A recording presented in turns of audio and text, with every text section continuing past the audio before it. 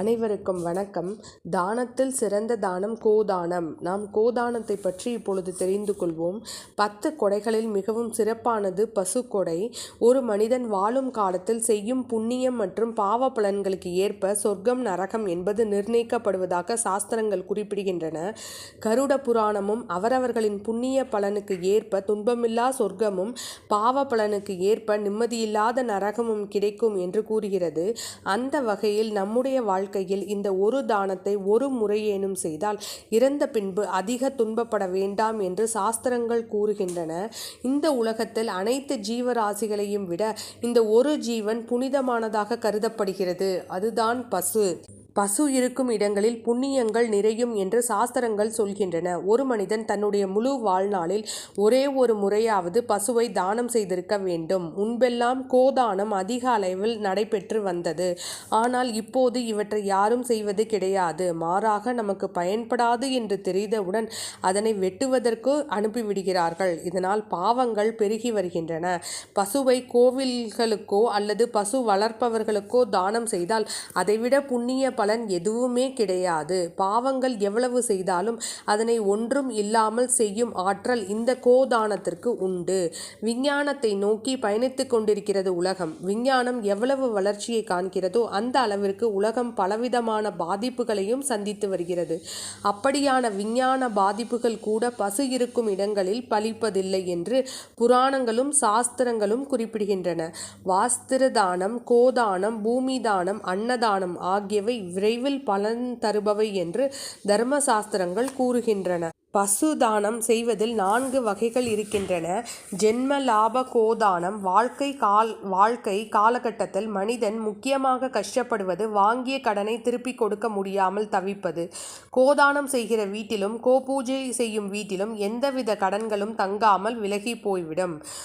உத்கிராந்தி கோதானம். ஒருவரின் ஜீவன் பிரிந்துவிட்டு 32 நிமிடங்களுக்குள் செய்யப்படுவதற்கு உத்கிராந்தி கோதானம் என்று பெயர். அடுத்த பிறவியில் நற்குடி பிறப்பில் வர வேண்டும் என்று தெய்வங்களை சாட்சியாக வைத்து இந்த தானம் செய்யப்படுகிறது. தேங்காயை தாம்பூலத்தில் வைத்து பசுவின் விலையை பணமாக வைத்து கொடுக்கிறார்கள். அவ்வாறு இல்லாமல் உயிருடன் உள்ள உண்மையான பசுவை கன்றுடன் தருவது மட்டுமே கோதானம் ஆகிறது.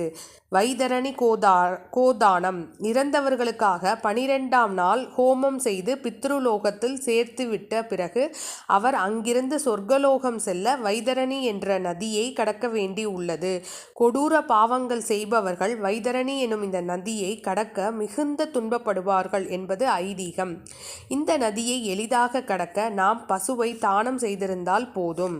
கர்மாங்க கோதானம். மனித வாழ்க்கையில் செய்யப்படுகின்ற சாந்தி கர்மங்களான 59 வயதில் உக்ராந்த சாந்தி, 60 வயதில் 60ஆம் கல்யாணம், பீமர சாந்தி, 70 வயது, சதாபிஷேகம் 80 வயது ஆகிய காலகட்டங்களில் செய்யப்படுபவை கர்ம கால கோதானம் என்று சொல்லப்படுகிறது. திருமண காலங்களில் கன்றுடன் உள்ள பசு பொம்மையை அரசாணிக்கால் நடும்போது பூஜை செய்வது இன்றும் வழக்கத்தில் உள்ளது. கன்றுடன் கூடிய பசுவை சேர்த்து கோதானம் செய்தால் வம்ச விருத்தி அடையும், குடும்பம் மேன்மை பெறும்.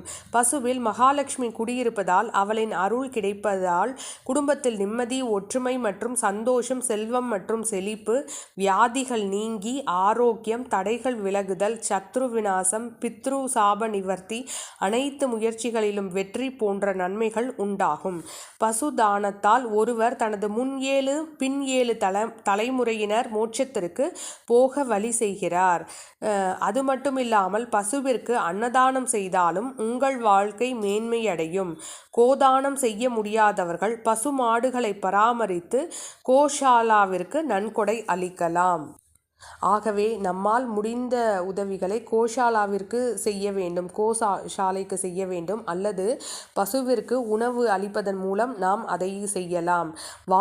வாரம் ஒரு முறையாவது பசுவிற்கு வாழைப்பழம், அகத்திக்கீரை போன்றவற்றை கொடுப்பதற்கு நாம் குழந்தைகளுக்கும் சொல்லிக் கொடுக்க வேண்டும். நாமும் இதை பின்பற்ற வேண்டும். நன்றி. நற்பவி.